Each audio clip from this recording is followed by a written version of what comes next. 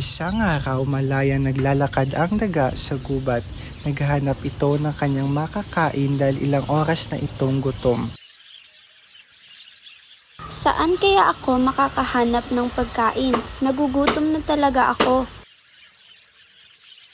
Sa paghahanap ng daga, nakarating siya sa isang lugar na maraming tao na nakatira at maraming kubo. At agad niyang napansin ang isang kubo na may nakatirang mag-ina at may alagang aso.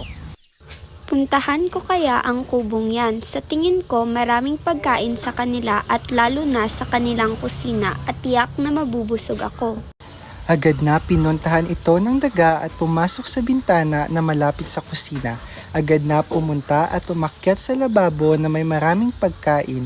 Habang sa ibabaw ito, bigla dumating ang aso.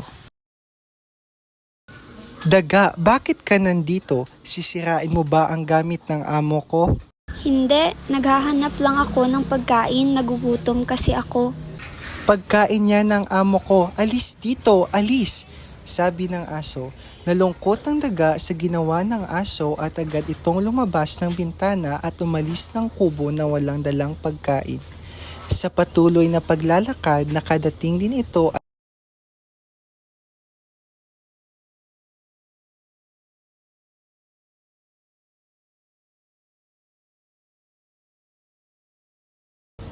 at sumapit na ang gabi, natulog na lamang ito. Kinaumagahan, nakagising ito dahil sa malakas na ingay sa labas. Tulong! Tulong! Naligaw ako ng landas! O aso, bakit ka nandito sa gubat? Ang aga-aga.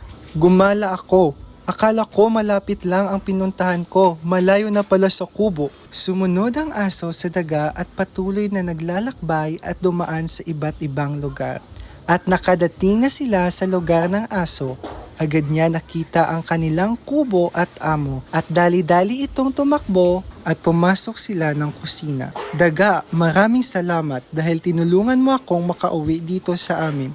Nakita mo ang pagkain dyan? Bigay ko yan sa iyo bilang simbolo ng pagpapasalamat ko sa iyo. Salamat aso. Huwag ka mag-alala. Sa susunod kung may kailangan ka o maligaw ka ulit, hindi ako mag-aalinlangan na tulungan ka.